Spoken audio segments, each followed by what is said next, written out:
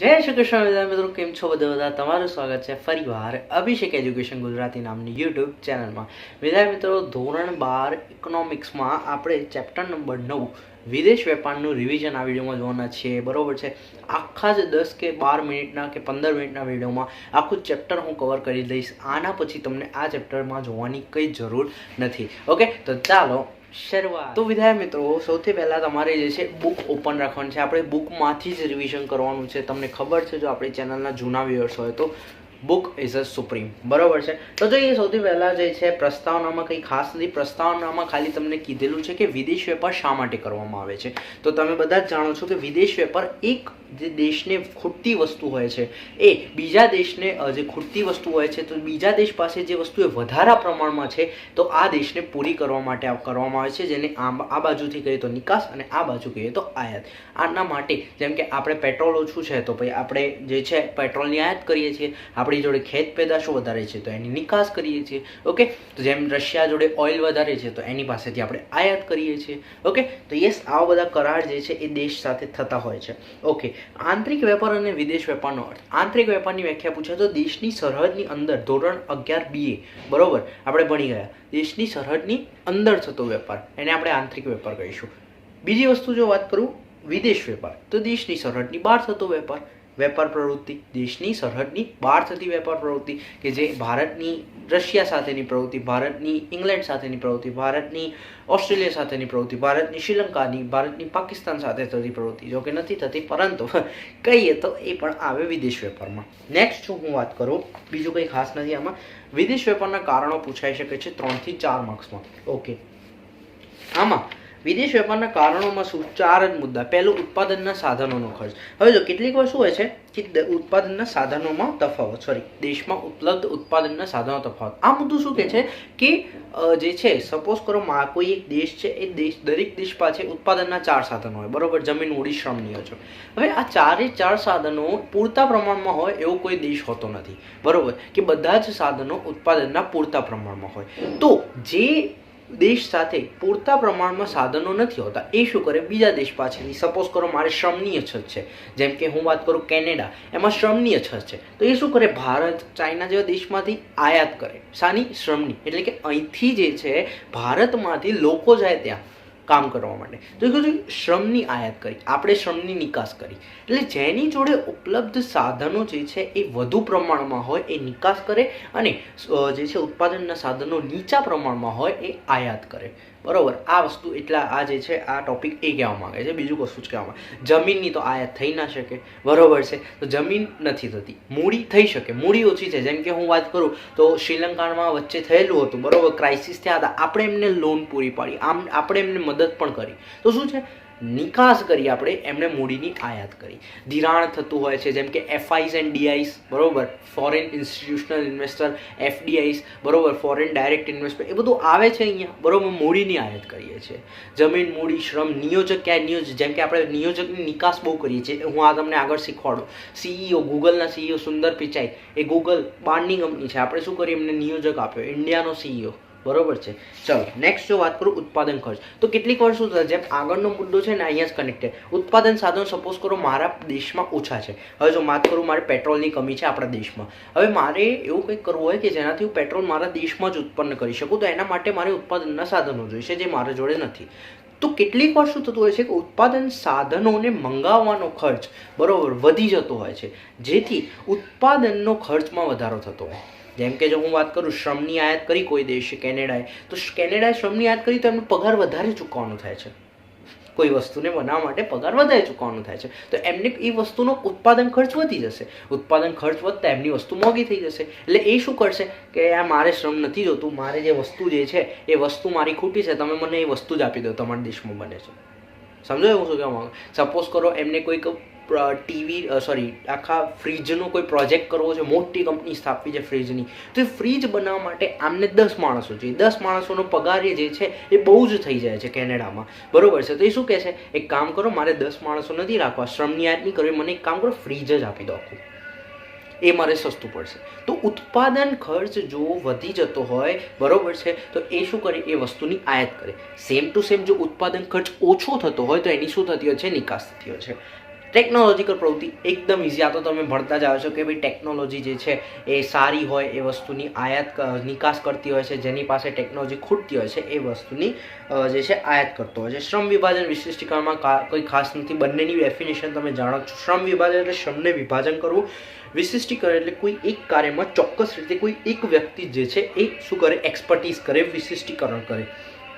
હવે આમાં શું કરવાનું છે તમારે કે જેમ કે આપણે સુંદર પિચાઈની વાત કરીએ, એક્ઝામ્પલ તમે લખી શકો છો. નિયોજકની આપણે શું કરી, વિશિષ્ટીકરણવાળા વ્યક્તિની આપણે શું કરી, નિકાસ કરી, અને હામે ગૂગલવાળાએ શું કરી, આયાત કરી. બીજું કશું જ નથી આમાં. ચલો પછી જોઈએ વિદેશ વેપારને સ્વરૂપને અસર કરતી બાબતો. આ જે છે 5 માર્ક્સમાં તમને બધાને લાગતું હોય છે, હવે જનરલી પૂછાતું નથી. તમને કોઈ એક મુદ્દો કહી દે, પૂછી લે, જેમ કે આ પહેલો જ મુદ્દો છે, વિદેશ વેપારના સાધનોની ભૌગોલિક તથા વ્યવસાયિક ગતિશીલતા. તમને પૂછે જમીનની ગતિશીલતા કેવી છે, જે છે નિયોજકની ગતિશીલતા આજના સમયમાં વધી છે કે નહીં, એક માર્ક્સમાં પૂછાઈ શકે, અથવા 2 માર્ક્સનો પણ કોઈ ટોપિક બની જતો હોય છે કે વિવિધતા એ જે છે એ સફળતા, વિદેશ વેપારની સફળતા અને સમૃદ્ધિનો મુખ્ય આધાર છે, સમજાવો. બરોબર. અથવા તમને એવું પણ પૂછી લે કે ભાઈ વિવિધ રાષ્ટ્રો અને આંતરરાષ્ટ્રીયોના સંયુક્ત પ્રયાસો ટૂંકમાં સમજાવો. બરોબર છે. રાજકીય પ્રયત્નો કઈ રીતે વિદેશ વેપારમાં જરૂરી છે, કઈ પણ રીતે પૂછી શકે, પણ 2 માર્ક્સમાં જનરલી પૂછાશે. બરોબર છે. પહેલું છે કે ભાઈ જમીનની ભૌગોલિક એ તમારે કંઈ ખાસ કરવાની જરૂર નથી. વિવિધતા ધરાવતી ચીજ વસ્તુ કે ભાઈ જીવનશૈલી અને જીવન ધોરણને આધારે જે છે વિદેશ વેપાર થતો હોય છે. કોઈ એક દેશમાં જે છે એક દેશમાંથી બીજા દેશમાં, ભારતને સપોઝ બીજા દેશમાં આપણને નિકાસ કરવી હોય તો એમની વિવિધતા જાણવી પડે, વિવિધતા રાખવી પડે. સપોઝ કરો ફ્રીજ છે તો ફ્રીજમાં આપણે કેટલી વેરાયટી જોઈએ છે, 3 સ્ટાર, 2 સ્ટાર, 4 સ્ટાર, 5 સ્ટાર. બરોબર છે. LG ને પછી બીજી ઘણી બ્રાન્ડ તમે જાણતા હોય છે. ફ્રીજમાં એક જ છે તો ફ્રીજ જ, પણ કેટલી. ફોનની વાત કરો, કેવા ત્યાં તો પેલા સેમસંગના ફોન તમે જોયા ને, આખા ફોલ્ડેડ ફોન પણ આવે છે. બરોબર. આખા ફોન પણ LCDમાં કન્વર્ટ થઈ જાય, પછી લેપટોપમાં કન્વર્ટ થઈ જાય, એવા પણ ફોન નીકળ્યા છે. બરોબર. તો કેમ? કારણ કે વિદેશ વેપાર કરવાનો છે એમને, એપલની કમ્પેરિઝનમાં જવાનું છે. અહીંયા જો રહે છે તો અહીંયાની ટોપ બ્રાન્ડ આપણી કઈ છે તો એની સાથે કમ્પેરિઝન, પણ વિદેશ વેપારમાં જશે તો એપલ સાથે. તો શું કરવાનું છે આપણે, વિવિધતા રાખવાની છે. પછી પડકારજનક સ્વરૂપ. પડકારજનક સ્વરૂપ જો તમને પૂછાય, મુખ્ય બાબત છે વિદેશ વેપારની, પડકારજનક સ્વરૂપ કયું છે તો એક જ છે ભાષા સંસ્કૃતિ. જે છે ભાષા સંસ્કૃતિ અને જે છે સમાજ, ટેવો, રીતિ રિવાજો બધા બદલાઈ જાય વિદેશ વેપારમાં. જેમ કે કોઈ ઓસ્ટ્રેલિયાનો વ્યક્તિ અહીંયા આવે, એને શું ખબર પડે અહીંયાની સંસ્કૃતિ, ભાષા. અહીંયા 29 રાજ્યો છે, 29 ભાષાઓ. કેટલી ભાષાઓ છે આપણા જોડે? બરોબર છે. દરેક રાજ્યમાં અલગ અલગ ભાષા. એમાં પણ જો ગુજરાતની જો હું વાત કરું તો સૌરાષ્ટ્રમાં બોલાય તો આખા ગુજરાતમાં ગુજરાતી, પણ એમની બોલી અલગ હોય. બરોબર છે. તમે બધા જાણો જ છો, મહેસાણી બોલી, સૌરાષ્ટ્રન બોલી. બરોબર છે. તમે બધા જાણો છો. તો એ બચારો ગાઢો થઈ જાય અહીંયા આવીને. તો આ વિદેશ વેપારનું સૌથી પડકારજનક સ્વરૂપ છે. સેમ ટુ સેમ આપણે અહીંયા ગુજરાતના કોઈ ભાઈ જાય વિદેશ વેપાર કરવા માટે, એમને તકલીફ પડે. ઇંગ્લિશ બોલતા આવડે નહીં, ઇંગ્લિશ સમજતા આવડે નહીં, ખાલી હાય હેલો થાય, બીજું કશું ના થાય. તો ભાષા, સંસ્કૃતિ, બરોબર છે, સમાજ, ટેવ, રીતિ રિવાજ, બોલી. બરોબર. આપણે કોઈક વસ્તુમાં માનતા નથી કે ના કાળો કલર નહીં સારો લાગતો. બરોબર છે. હજુ છે ઇન્ડિયામાં, તો એમને એ ટાઈપની વસ્તુ હોવી જરૂરી છે. જેમ કે કિયા ગાડી છે, એ આપણા ઇન્ડિયાના લોકોને જાણી નાખી, કિયાનું માર્કેટ ડાઉન થઈ ગયું, કિયાનું માર્કેટ ઇન્ડિયામાં ના ચાલ્યું. બરોબર છે. ચલો રાજકીય પ્રયત્નોની વાત કરું તો આમાં શું કહેવામાં આવે, વેપારીઓ ખાલી કરે ને મહેનત એ કાફી નથી. તમારે જે છે રાજ્યના નેતાઓને અને બંને દેશોએ બરોબર આ મહેનત કરવી પડે છે. બંને દેશના નેતાઓએ જે છે મીટિંગ કરવી પડે છે, બિન ઔપચારિક મીટિંગ. આ ઉપરાંત મેળાઓ યોજવા પડે છે. જેમ કે ગુજરાતમાં જે છે વાઇબ્રન્ટ, અહીંયા નામ આપ્યું છે વાઇબ્રન્ટ ગુજરાત સમિટ. આ જે આખી જે છે વેપાર મેળો થાય છે, એનો મુખ્ય ઉદ્દેશ્ય ગુજરાતના વેપારીઓ જે છે અહીંયા માર્કેટમાં સેલિંગ કરવા બેઠા હોય છે, અને વિશ્વના વેપારીઓ અહીંયા આવે છે વાઇબ્રન્ટ ગુજરાત સમિટમાં. બરોબર. તો એમ કરીને શું કરવામાં આવે છે, દેશની સંસ્કૃતિ, ભાષા અને રીતિ રિવાજોને સમજાવવામાં આવે છે, એનું આદાન પ્રદાન થાય છે, અને એનાથી શું થાય છે, વિદેશ વેપારનો સારો એવો જે છે થતો હોય છે. વિવિધ ચલણોના ભાવ અને તેમના મૂલ્યની અટકળો. જો સૌથી પહેલાં તો આપણે સપોઝ કરો કોઈ વસ્તુની આયાત કરવી છે તો એની ચૂકવણી નિકાસ જે છે પહેલાંમાં થતી હોય છે વિદેશી ચલણમાં. તો ભારતમાં રૂપિયો, પણ એમાં જે છે એક જ ચલણ જે અહીંયા નામ આપેલું હશે તમારે ડોલર. બરોબર. આખા દેશમાં જો તમારે આખા વર્લ્ડમાં જો આયાત કરવી હોય તો એની ચૂકવણી તમારે ડોલરમાં કરવાની હોય છે. બરોબર છે. પરંતુ અહીંયા એક જ તકલીફ છે કે આપણો હુંડિયામણ દર બદલાતો રહે છે. સેકન્ડે હુંડિયામણનો દર બદલાયો કરે છે. એટલે સપોઝ કરો અત્યારે 80 રૂપિયા ફિક્સ જ હોય, ફિક્સ રેટ કે ભાઈ 80, આજે પણ 80, 6 મહિના પછી પણ 80, 1 વર્ષ પણ 80, બરાબર, 1 વર્ષ પછી પણ 80, એવું હોય તો તકલીફ ના થાય. એવું હોય તો શું થાય કે ભાઈ મારે ખબર જ છે, ચલો મારે આયાત કરવાની છે તો 80 ડોલરમાં ફેરવાનું એ શું ફરક પડે, આ 10,000ની વસ્તુ એ $5 વસ્તુ છે ને તો કંઈ વાંધો નહીં, આપણે ચૂકવણી કરી દઈશું, 8 × 5 = 40, 400 રૂપિયા આપી દો, બરાબર. પણ શું થાય છે કે સપોઝ કરો કે આયાત કરી છે અને હમણાં 400ની વાત કરી, બરાબર છે, પણ ડોલરના ભાવ વધી ગયા, 85 થઈ ગયા, બરાબર. હવે મારે મોંઘું પડે, છેક 25 રૂપિયા વધી જાય, મારે 425 આપવો પડે. સમજો છો તમે? ડોલરનો ભાવ જે છે એ વધઘટ થતો હોય છે, જેને હુંડિયામણનો દર કહીએ છીએ, એન્ડમાં આવે છે. તો એમાં તકલીફ થતી હોય છે. તો એ છે, બરોબર છે, તમારું અટકળો. વિવિધ રાષ્ટ્રો અને આંતરરાષ્ટ્રીય સંસ્થાઓના સંયુક્ત પ્રયાસો પછી ખાસ નથી, બરોબર છે, જે ઉપર આપણે કર્યું ને રાજકીય પ્રયત્નોમાં. પછી રાજકીય અને સામાજિક વિચારધારાઓની અસર, કે કયા કયા રાજકીય અને સામાજિક વિચાર, મેં તમને કીધું ભાષા, સંસ્કૃતિ, સમાજ, રીતિ રિવાજ, બોલી બધું ચેન્જ થતું હોય છે અને સમજવું પડે છે. કિયાનું એક્ઝામ્પલ બહુ જ બેસ્ટ છે તમારા માટે. અત્યંત મોટા પાયાનો વેપાર, તમને બધા જાણો છો કે વિદેશ વેપારમાં બહુ જ મોટા પાયાનો વેપાર થતો હોય છે, બરોબર છે, અને કાયદા લાગતા હોય છે, અસંખ્ય વસ્તુ હોય છે, ચૂકવણીની રીતો હોય છે, બરોબર છે. તો આ બધું થતું હોય છે. વધુ પ્રમાણમાં કરવેરા, ઓબ્વિયસલી તમે જાણો છો કે કયા કયા કાયદાઓના નામ અહીંયા યાદ રાખવાના છે, બરોબર છે.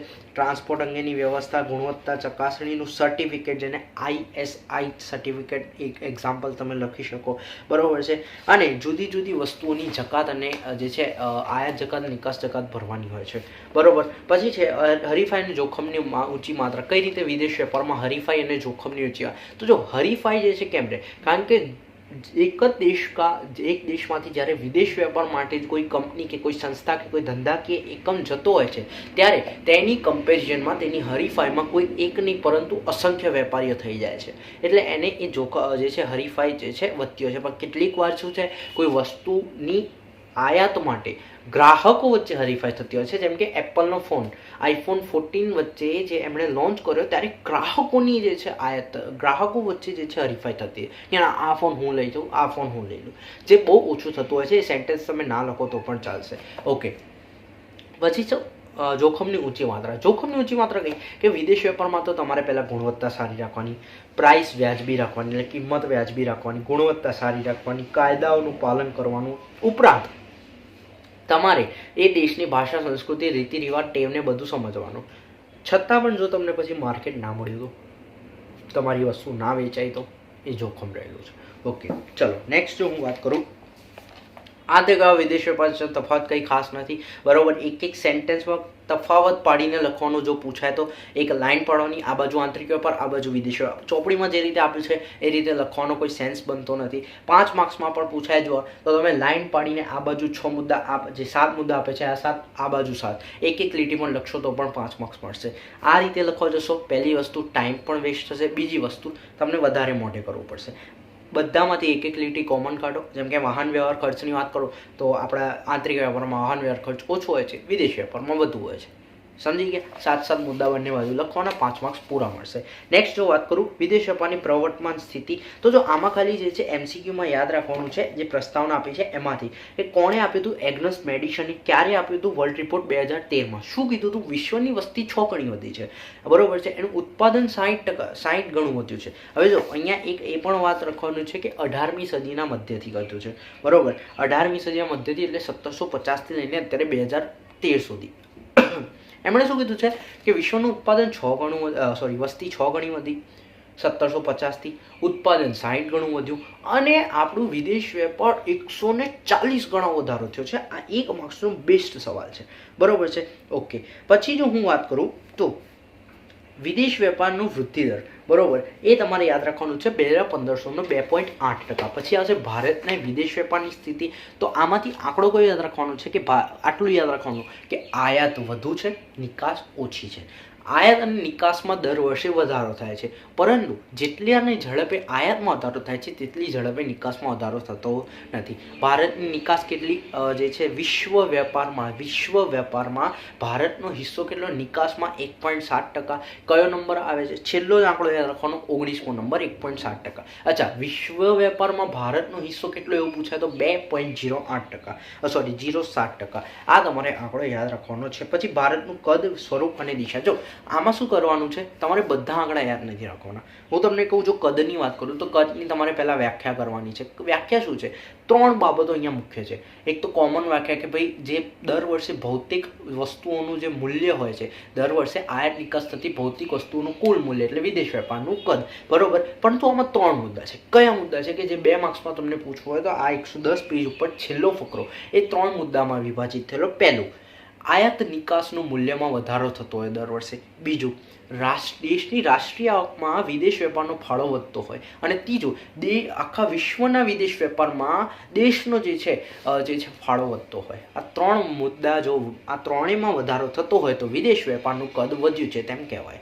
હવે ભારતની આયાત નિકાસ વિશે તમારે લખવાનું છે કે આ ભારતમાં મેં તમને કીધું કે આયાતો જે છે વધે છે અને નિકાસો પણ વધે છે, પણ એમનો સ્પીડ લેવલ નથી એટલો. એટલે તમારે આ 2014-15નું જ યાદ રાખવાનું છે કે આયાતો તમારી થઈ છે $448, બરોબર, $448, જેમાંથી તમારે 310.5 બાદ કરવાના એટલે 137.5 જે છે એ તુલા થઈ જશે. નિકાસ કેટલી છે? 310.5. આ પણ તમારે આંકડો યાદ રાખવાનો છે. પછી જો હું વાત કરું તો જીડીપીમાં, યસ, આ પણ એક આંકડો તમારો કામનો છે કે જીડીપીમાં ભારતના નિકાસનું મૂલ્ય કેટલું, વિદેશ વેપારનું જીડીપીમાં મૂલ્ય કેટલું છે? તો 38.3%, બરોબર. તો આ તમારે આંકડો યાદ રાખવાનો છે, $38.3, બરોબર. ચલો, ટકાવારી હિસ્સો છે, ઇન ધ સેન્સ ટકાવારી હિસ્સો છે 38.3%. નેક્સ્ટ જો હું વાત કરું તો સ્વરૂપમાં કયા પ્રકારની સ્વરૂપ, તો અહીંયા તમારે પ્રકાર યાદ રાખવાના કે ભાઈ 1951 બાદ જે છે ભારત એ અલ્પ વિકસિત દેશોમાં હતો. 1951 થી 1980 તો એ ફક્ત જે છે એ વિકાસલક્ષી આયાતો કરતો હતો. વિકાસલક્ષી આયાતોમાં સાધનો આવી શકે, નિષ્ણાતોની સલાહ આવી શકે, બરોબર છે, કાચો માલ આવી શકે, એવી આયાતો કરતો હતો. જ્યારે 1980 પછી એક એવી આયાતો કરવા લાગ્યો, ઔદ્યોગિક પેદાશોના વિકાસ માટેની આયાતો કરવા લાગ્યો, જેને નિભાવ ખર્ચ માટેની આયાતો પણ કહેવામાં આવે છે. પછી 1980 પછી એ ઝડપથી વિકસિત દેશ બનતો, એટલે નવીન પ્રકારની વસ્તુઓની આયાત કરવામાં માંડ્યો. નવીન પ્રકારની આ વસ્તુઓની આયાત કે જે અત્યાર સુધી આયાત નથી થતી એની આયાત કરવા માંડ્યો. સેમ ટુ સેમ નિકાસની વાત કરવાની કે 1951 દરમિયાન આપણે ખેત પેદાશોની નિકાસ કરતા, 80 પછી આપણે કેવી નિકાસ કરતા, તો જે છે 80 પછી આપણે ઔદ્યોગિક નિકાસ કરતા. જેમ સુતરાઉ કાપડનો આંકડો પણ આપ્યો હશે તમારો 5.4% સમથિંગ. 1.1માંથી તમારો જે છે, હું સુતરાઉ કાપડની વાત કરું, તૈયાર કાપડ, યસ, 5.4%. જો છેલ્લેથી ત્રીજી લીટી તમને મળી જશે આ ટોપિકના એન્ડમાં કે તૈયાર કાપડની વસ્તુઓની નિકાસમાં હિસ્સો 0.1% હતો, જે વધીને 2013-14માં 5.4% આંકડો યાદ રાખવાનો છે ઔદ્યોગિક વસ્તુઓની નિકાસ. અને 1980 પછી બિનપરંપરાગત કે જે પહેલાંથી નહોતા કરતા એવી, જો તમને ઉપર હશે સોફ્ટવેરની નિકાસ, ઉપરથી ચાલુ કરશો ને ત્રીજો ફકરો, તો બસ આટલું લખવાનું છે કે 1951 થી 80 સુધી આયાત નિકાસ શું હતી, 80 થી થોડી પાછી આયાત નિકાસ શું હતી, અને 91 પછી 1991 કે જ્યારે વૈશ્વિકરણ થયું એના પછી ભારત ઝડપથી વિકસિત દેશ બન્યો છે. ત્યારે આપણી જે છે 2000 પછી, તો ત્યારે આપણી જે છે આયાત નિકાસ કેવી હતી, આટલું લખવાનું છે. That's it. નેક્સ્ટ વાત કરું દિશા. દિશામાં પણ આખું યાદ નહીં કરવાનું. દિશામાં સિમ્પલ લોજિક. પહેલાં તો તમારે રાખવાનું દિશા એટલે શું, કોઈ દેશનો અન્ય દેશ સાથેનો સંબંધ, બરોબર છે. પછી એ દિશા માટે તમારે કંઈક ઉત્પાદન શક્તિ, કોઈ પણ દેશમાં પ્રદેશો માટે વેપાર કરવા માટે કોઈ દેશ પાસે શું હોવું જરૂરી છે, વિદેશ વેપારની દિશા જે છે વધારવી હોય, સારી કરવી હોય તો શું જરૂરી છે એ તમારે યાદ રાખવાનું છે. કે એના પાસે જે છે ઉત્પાદન, વિવિધ પ્રકારનું ઉત્પાદન કરવાની શક્તિ હોય છે, નિકાસલક્ષી ઉત્પાદન કરવાની રાજકીય પ્રયત્નો સારા હોય છે, રાજકીય જે છે સંબંધો વિકસાવવા માટે તૈયાર રહેવું જોઈએ, અને જે છે માર્કેટિંગ મેનેજમેન્ટ આવડવું જોઈએ, વેચાણ વૃદ્ધિના સંશોધન માટેની આવડત અને ટેકનોલોજી હોવી જોઈએ. ઓકે, આ 5 મુદ્દા અને વ્યાખ્યા લખશો એટલે 2 થી 2.5 માર્ક્સ તો તમારો અહીંયા જ ક્લિયર થઈ ગયો. હવે તમારે જે છે બાકીનો જો પૂછાય, જનરલી નહીં પૂછાય, પણ આંકડો આમાં એક યાદ ના રાખો તો પણ ચાલશે. શું પર્પસ યાદ રાખવાનો છે, લખવું હોય તો લખી દેજો. યુકે એટલે કે ઇંગ્લેન્ડ, રશિયા, બરોબર છે, અને ત્રીજો આવશે અમેરિકા. આ ત્રણે જોડે આપણા ભારતનો વિદેશ વેપારમાં ઘટાડો થયો છે. આંકડો યાદ નહીં રાખવાનો, કન્ક્લુઝન કહું છું, એનો નિર્ણય કહું છું, આખો સારાંશ કહું છું. આ 3 લીટીઓ લખવાની કે ભાઈ યુકે જોડે આપણો આ નિકાસમાં ઘટાડો થયો છે, વિદેશ વેપારમાં ઘટાડો થયો છે, રશિયા જોડે ઘટાડો થયો છે, અને સેમ ટુ સેમ આપણું જે છે યુકે, રશિયા એન્ડ યુએસએ જોડે આપણા જે છે એ ઘટાડો થયો છે. વધ્યો શાની જોડે છે? તો વિકાસલક્ષી દેશો, એશિયાઈ દેશો, વિકાસલક્ષી દેશો સાથે આપણો જે છે વધારો થયો છે. બરોબર. અને બીજું જે છે કે અહીંયા તમને એક આપ્યા છે, કયા આપ્યા છે? તો ઓપેક કન્ટ્રી સાથે. આ 5 વસ્તુ યાદ રાખવાની. 3 જોડે આપણો વિદેશ વેપાર ઘટ્યો છે, વિકાસલક્ષી દેશો સાથે વધ્યો છે, અને ઓપેક કન્ટ્રી કે જે પેટ્રોલિયમ કન્ટ્રી છે એમની સાથે પણ આપણો વિદેશ વેપાર વધ્યો છે. That's it. એક પણ લીટી, બસ 5 લીટીઓ બીજી લખી દો. બીજું તમારે કંઈ જ વધારાને યાદ રાખવાની જરૂર નથી. ઓકે. અને પછી અહીંયા આ પેજ ઉપર તમને આંકડો આપેલો હશે. બરોબર. આમાંથી કયો આંકડો યાદ રાખવાનો? પેજ નંબર 115 ના આખા પેજમાંથી શું યાદ રાખવાનું? કે એશિયાઈ દેશો સાથે ભારતના આયાતનો હિસ્સો કેટલો? 59% છે, અને નિકાસનો હિસ્સો 50% છે. That's it. બીજું એક કે દેશમાં યાદ રાખવાની જરૂર નથી. MCQ માટે એ આવી શકે. ઓકે. પછી લેણદેણની તુલા વિશે મારે કંઈ કહેવું નથી. તમે પેલું ભણ્યા હશો ઇકોનોમિક્સમાં, આપણા ગયામાં બજેટ હતું, અંદાજપત્ર, એના જેવું જ છે. કંઈ નહીં. સમતોલ, અસમતોલ, લેણદેણની તુલાના પ્રકારો, ખાતાઓ છે ચાલુ અને મૂડી ખાતા. બરોબર. પછી એને અસર કરતા પરિબળો તમને યાદ રાખવા પડશે 2 થી 3 માર્ક્સમાં. 3 માર્ક્સમાં પણ આવી શકે અસર કરતા પરિબળો કયા કયા છે લેણદેણની તુલાને. નેક્સ્ટ જો હું વાત કરું તો હુંડિયામણના દરનો ખ્યાલ. ખાલી 3 વ્યાખ્યાઓ, આમાં 3 વ્યાખ્યાઓ આપેલી છે, આપણે 2 વ્યાખ્યાઓ યાદ રાખવાની છે. વ્યાખ્યાઓ કરો, પછી એક્ઝામ્પલ આપો, અને અત્યારે કઈ રીતે થાય છે માંગ અને પુરવઠા આધારિત હુંડિયામણનો ખ્યાલ થતો હોય છે. કે જેમ કે જો પહેલાં કેવું હતું, 1991 પહેલાં સરકાર હુંડિયામણનો દર નક્કી કરતી. અત્યારે માંગ અને પુરવઠા આધારિત હુંડિયામણનો. પછી એવું લખી દેવાનું કે જો હુંડિયામણના દરોની ભાવમાં જે છે એ એની માંગમાં વધારો થાય તો એનો પ્રાઇસમાં શું ઇફેક્ટ પડે. બરોબર. અને પુરવઠો જો ઓછો હોય તો, અને જો માંગમાં ઘટાડો થાય, પુરવઠો વધી જાય તો એનાથી કિંમત શું થાય, એ વગેરે તમારે લખવાનું છે. બરોબર છે. એક્ઝામ્પલ પણ આપવાનું રહેશે, જેમ ચોપડીમાં આપેલું છે. બરોબર. એ એક્ઝામ્પલ તમને આપવાનું, એની વ્યાખ્યા લખવાની. બરોબર છે. આ બધી વસ્તુ હુંડિયામણના દરમાં 3 માર્ક્સમાં પૂછાઈ શકે છે. I hope you clear this. જો વિડીયો પસંદ આવે તો લાઇક, શેર, સબસ્ક્રાઈબ બધું જ કરી લેજો. મળી નેક્સ્ટ વિડીયોમાં. ત્યાં સુધી જય શ્રી કૃષ્ણ.